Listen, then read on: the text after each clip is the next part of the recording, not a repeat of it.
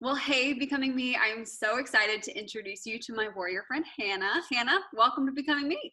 I am so excited to be here, Emily. I love who you are. I love this vision. This is going to be so fun. Girl, right back at you. And what you all don't know watching this interview is Hannah and I have been like Instagram friends for a little while now That's through right. a mutual friend. And I feel like she's a soul sister. Like we Same. haven't met in real life, but I feel like we Yes.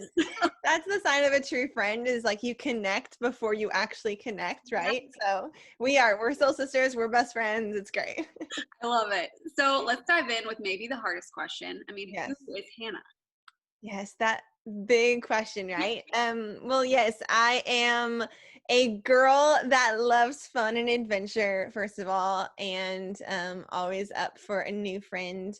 I live right outside of what I would say is the best city in the world, which is Chicago, and I love my city. I have major city pride. I've lived here my whole life, and give really, really good tours of Ooh. Chicago.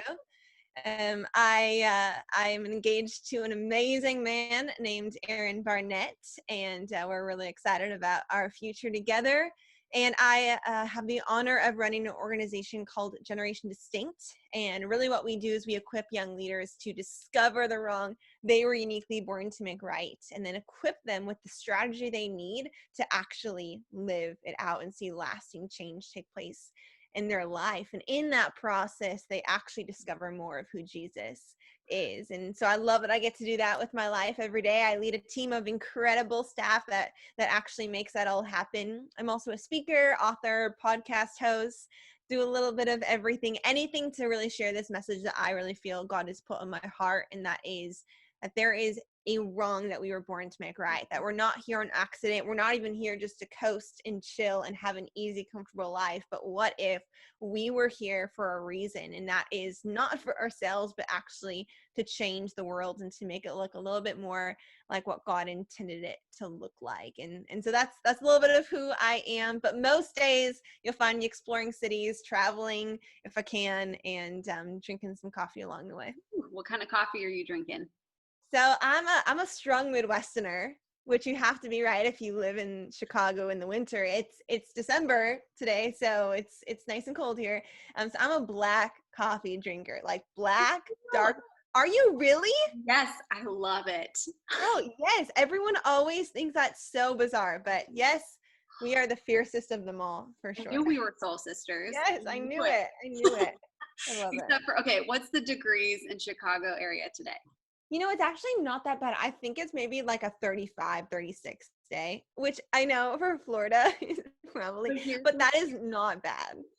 So the sad part is it's warmer where you are than Florida right now. Like it's No, 30 degrees in Ocala today. it's Like, not. yes. Are you serious? How Yeah, cold does it get in the winter? like 30 degrees. Okay. It is Still though, rigid. I can't no handle it. kidding. I mean, especially for you all where your blood is adjusted to the warmth. Yeah. That is wild. Yep. I'm impressed, Emily. I'm impressed. I've been drinking black coffee all day to stay Yes. warm. I love it. I love it. Oh man. Well, hey, let's dive into your story. Like Yeah. unpack for us how you've become who you are today. Yes. I love this topic of becoming, because what it really is saying is that we're not ever supposed to arrive, right? That we're always supposed to be becoming. And I think that's such a refreshing picture. And so I just love that you even frame our stories in that. I really always say at the beginning of my story, um, that I have always searched for adventure. I've always searched for risk, and that characterized a lot of my story. And when I look back, I'm really, really grateful for some things that were placed that really helped me find that in the right way. I had the gift of being raised at a really awesome church. A lot of people have a lot of church hurt in their background, and God, for whatever reason, really protected me from that. And I grew up in an awesome, vibrant, creative church. Since then, it's gone through some really hard things. But at the time, it was a really awesome place to grow up. And in that place, I was really exposed to a version of Jesus that was fun, that was invitational, that was inviting me into the mission that he had to see the world transformed. And I also had the incredible gift of being raised by parents who had honestly become Christians later in life, and so had a lot of experience with a non-Jesus centered life. And so they were really open with their stories with my siblings and I. And so I kind of grew up understanding that there were other options. And yet, even with those other options, the things that my parents had tried, there was just simply nothing better than this life of following Jesus. And my parents gave us a ton of freedom to really explore, what does that mean for us? What does that mean for us as unique individuals and personalities to discover what it meant to follow Jesus? And so around the age of 16, I was in. Like, I loved following Jesus. It was exciting for me. It was a part of an adventure. I knew that I could make a difference if I followed Jesus, and I was in, right? And so at around that time, I thought, man, this is going great. This is good. I serve at my church. I'm loving the community I have, but I want to actually do the world changing thing now. Like, I hear these stories in scripture, and there's all these stories of how people actually did crazy, wild things with their life in order to see the world transformed. And I want in on that. And I'm telling you, I've always looked for, how can I get the most dangerous and not get too, off the rails, but how can I get dangerous and adventurous and risk? And so I started just praying this prayer, and it sounds so simplistic looking back, but I think there is actually some wisdom in it that I didn't even recognize at the time. But I just started praying this prayer and saying, God, whatever you want me to do with my life, I'll do it. And here's my life. It's yours. And I want to change the world, to just show me what you want me to do with my life. Wow. And then I kind of felt like it went radio silent. And I was a little bit confused, right? Because in my mind, I thought, I just gave you my life, Jesus. I just said I would do anything. And now I'm not getting anything back from you. And as a 16-year-old, it felt like an eternity, right? But it was really just a few months. But there was month after month after month where I was on my knees in my bedroom saying, God, what do you want me to do with my life? I remember being in worship at youth group saying, God, what do you want to do with my life? And why are you not telling me? And after kind of this waiting season, which again felt really long as a 16-year-old, I got to this point where I picked up this book that really helped young people figure out which injustice they were most passionate about, kind of presented all these major injustices that exist in the world. So I thought, oh, perfect. I found this book. I'm going to sit down. I'm going to read the book. I'm going to figure out what injustice I'm passionate about, and I'll go out and change the world tomorrow. Like, in my mind, it was going to be really, really easy, right? And so I started reading this book, and, would talk about human trafficking, and I would think, oh my goodness, this is it. This is my passion. I'm going to go save all the girls out of human trafficking, right? And then I flip the page, me about orphans across the world, and I would think, oh, no, never mind. I'm going to go save all the orphans, right? And then I'd flip the page again. It would be about homelessness across America, and I would say, oh, no, for real this time, this one is it. I'm going to go save all the homeless people, right? So I got to the end of the book and was way more confused, obviously, than I started. And I just started thinking, man, God, what does this mean for me? What are you trying to tell me? I don't know what to do. I care about all of these injustices. God, what do you want me to do with my life? And it was honestly, Emily, this really interesting moment. And I don't want to over spiritualize it. I don't want to be one of those people that are like, I heard from God, because I don't know about you. I've never heard the audible voice of God. I think that confuses people when we say it like that, right? But I feel like I just got this impression, like this thought came to me that wasn't really from myself. And I felt that God was impressing on my heart, Hannah, you're not called to solve all of the injustice in this world. Instead, I want to use you to empower a generation to solve injustice in this world. And in so doing, you'll have a greater impact. Wow. And I was excited. I mean, I jumped up off the couch. I ran up to my bedroom at the time, and I had this little whiteboard. And as a 16-year-old, I just started writing out all these dreams and plans and ideas for what it would be like to equip my generation to not just know about injustice, but to actually build a plan, a strategy for how they could use their one and only lives to see wrong things made right in the world. That was that first original vision. And then after that, I put the whiteboard on the shelf, and everything went back to normal, right? And I think that's a stereotype that we have in our mind, is that when God speaks to us, we think everything changes, and the next day we wake up and we look entirely different, and we're glowing and we're changing the world. And so often we wake up the next morning and everything's the same, because God doesn't see time the way that we see it, right? He sees the long game, and we see it in these short little glimpses. And so again, my life kind of went back to normal. I went back to youth group the next day, right? It was a fairly normal thing. Well, then fast forward a few years, I'm 20 at the time, and I had went right into ministry when I was 18. So I worked right in youth ministry and children's ministry at a local church for 2 years. And as I was working in the local church context, which I loved, my heart is so for the local church, I was noticing something that was really confusing to me, honestly. I was looking around and I was seeing my generation, my peers, walking away from the church. And it wasn't just my church. I mean, my church was pretty good with young people, but just the collective church, it was like there were so many people walking away. And I was so confused, because for me, like in my experience, the best, most exciting part of my life had always been in following Jesus. And the most fulfilling, the most amazing parts were following Jesus, right? Yep. And yet when I would sit down and I would ask these young leaders, why are you walking away from the church? What's going on? Like, why don't you want to follow Jesus? They would say, well, I want to go out and figure out what I'm passionate about. Or I want to go fight for justice. Or I want to do something with my life that's actually exciting. And I don't see any of that in these four walls that you call the church. Wow. And what I realized is that these young leaders, they weren't walking away from Jesus. No, they were walking away from a misguided and warped picture of who the church had told them Jesus was. That's good. And in that moment, something clicked, and I knew that I had to help my generation discover the Jesus that I had, a Jesus who was saying, hey, if you actually want to go fight injustice, if you want to experience fulfillment, if you want an adventure, if you want to risk, if you want to change the world, that's because I gave that desire to you, and come follow me, and I'm going to show you how. And man, that kind of lit a fire inside of me, and I started to ask this question: what if we could ask the same questions that the world is asking, right? That the world is attracting young leaders into, about injustice and passion and purpose.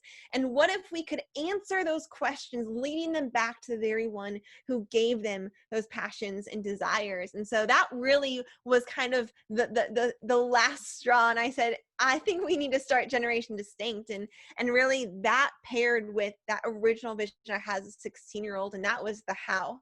And what if we could actually equip them with strategy, so they don't just know that they're passionate, that they want to do something with their lives, that they want this adventure, but what if we could actually show them how to do it, and then see them go out and do it in the name of Jesus? And so really today, that is what I get to do every day, is I get to sit down with young leaders or start these cohorts that my team now leads, and they get to do it with young leaders from around the world who are really being equipped to discover the wrong they're going to make right, and be trained on it, and see and understand that Jesus is the one who can ultimately equip us to truly create change in the world. And it's so wild when I think that was when I was 20. I'm 25 today. And in so many ways, I truly believe that, you know, when we actually walk into God's plan for our life, I think we think it's going to be really, really glamorous. Right? And that those stories that we read, that someone's like, I quit my job and I started a company and I'm changing the world. And you're like, they probably have like a beautiful office. They probably have like millions of dollars in their budget and just an amazing life, and they're jet setting. And it's so funny, because I have been confronted every day with sometimes how unglamorous it is to follow Jesus. It's fulfilling. It is the best adventure I've ever been a part of, but it doesn't mean it's glamorous. It doesn't mean we have three-story offices, and it doesn't mean that it always looks pretty. And sometimes I'm exhausted, and sometimes I say, can I just have a normal 9-to-5 job? And sometimes I think, is this really worth it to be exhausted? Or to, sometimes leading is hard when I make a failure, and as a 25-year-old that I realize I don't know what I don't know. And I think honestly what God has been teaching me so much in this season is that it's okay to be normal. Right? That it's okay to be weak. And as an individual, I've always wanted to be that strong leader, that strong human, especially as a woman, right? To try and say, I'm this strong female leader and I don't have any weaknesses. And I'm so grateful for a core of women around me and my fiance, Aaron, who are just constantly reminding myself that I can be weak and that there's power in that. And so I think what I really becoming, especially in this season, is I've gotten to ride this exciting story of starting and then leading and launching and writing a book, and those things have been so exciting and so beautiful, and the fulfillment of so many dreams. And yet at the same time realizing I'm really weak sometimes and I don't feel impressive, and oftentimes I don't really feel even worth following, and maybe that's okay. And so I really believe that, at least so far, my story is one where I've had to shed a lot of the picture that I thought it meant to be a successful Christian woman. That I had to surrender that I had to say, what if it's not just one vision, but maybe it's actually me just discovering more and more of who God has uniquely created me to be. And if I can just be fully in line with who God has created me to be, then I can be the leader that he needs me to be. And so I think these days, honestly, the biggest thing that I'm trying to become is I'm just trying to become like Jesus, and I'm trying to become a little bit more real and a little bit more honest and a little bit more okay with being a weak and normal human that does her absolute best to lead people to Jesus. I love that. And I resonate with that deeply. Mm-hmm. It's so true. I think often, especially as you pointed out, as a female leader, you Yeah. might think you need to be perfect or Yes. be XYZ and show up Yeah. and not make any mistakes. And Right. the beautiful thing is, like, we're in our 20s. We should be Yeah. making mistakes because we've never been there before. That's You said it right. That's beautifully. right. We don't know what we don't know. Yeah. And so, as long as we're becoming who God designed us to be and becoming Yes. more like Him, That's right. that's what it's about. Not That's all the right. stuff we accomplish in life, but that Come we're on. reflecting His heart. So I love Yes. that. I mean, if Yeah. you were having a cup of black coffee with someone else, whether they have black coffee or a latte, whatever, we won't judge y'all. That's But right. if you're having coffee with someone else, how Mm, would you encourage them to become who God made them to be too? that's so good. I would say hands down, the biggest thing I can encourage, and I talk about this in the book, but I will honestly say this has been one of the most transformational parts of my life. As I talk in the book that I have like these 4 pillars of a life that matters, and 2 of them focus on the idea of mentorship, Mm, and that is who is mentoring you and who are you mentoring. that's good. And when I was 18, I think it was, my church that I attend in the area got really, really passionate about mentorship. And I'm a pretty logical thinker. You can ask Aaron. He always thinks it's so funny because I process things very logically. I'm very artistic, but I'm just a very logical processor. And so they taught about the Great Commission and that Jesus said, go out and make disciples. And they taught about how Jesus had people he invested in. And so I was even 17 at the time, and I heard this message and I thought, okay, if I'm supposed to do this, if this is what Jesus did, I'll go out and do it tomorrow. And so I looked around and I found some girls who were 5th and 6th graders, and I just said, hey, do you want to meet with me for coffee every few weeks and talk about Jesus? And I had no idea what I was doing. And then I looked above me and I saw who's the woman I most respected and most wanted to be like. And there was this powerhouse preacher who had written a book and had like multiple book deals coming. She lived in the area. She co-pastored a church plant with her husband. I mean, just like that really cool couple. And so I went up to her and I was like, would you mentor me? I don't know what this means, but will you? And she said, yes. And so there I was, 17 years old, and all I knew was what my church had said I should be doing. And so I started to invest in these 5th and 6th grade girls. And I would, wake up early. A lot of times I, had recently gotten my license, so I was 17. I would get up early, and they had, school started at 7:30, and I would drive and pick them up from their house at about 5:30 a.m. I would take them for coffee. We would read the Bible, talk about Jesus, and then I would drop them off at school, and then I would go about my day.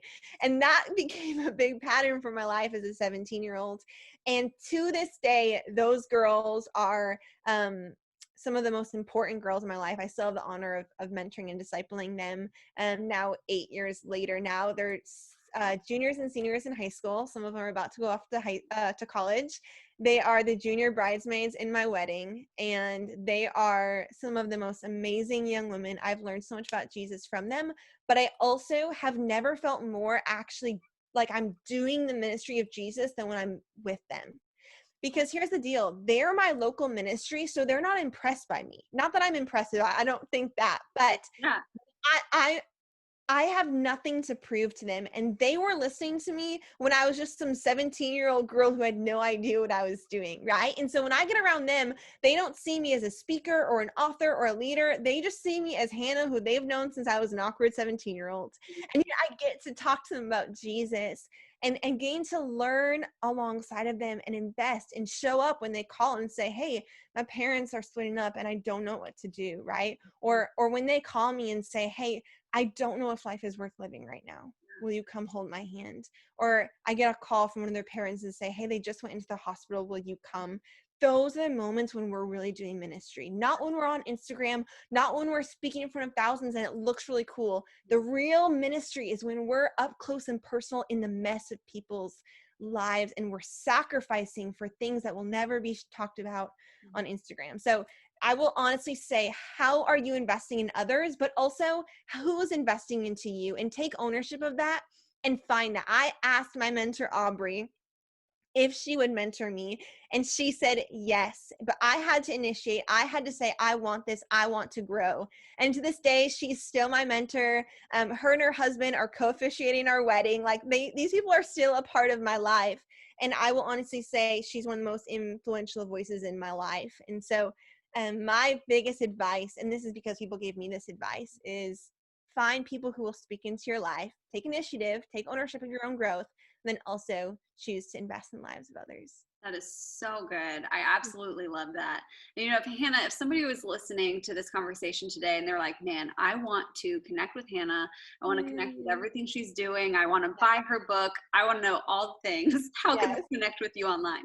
Yes, you can follow me at Instagram, which is where I spend most of my time, and that's at Hannah.Gronowski. I'm also on Twitter and TikTok a little bit, but all that stuff is on my website, HannahGronowski.com. If you want to learn more about Generation Distinct and how you can even get involved in the tools and really utilize the program that we've created, it's generationdistinct.com, and the book is available Amazon, Target, Barnes & Noble, all the places.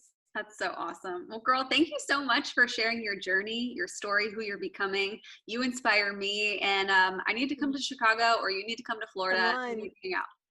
Yes, absolutely. I give really good tours of Chicago, like I said. So come on down. We'll show you all the great places. Well, thanks for joining us today. I appreciate it. Thanks.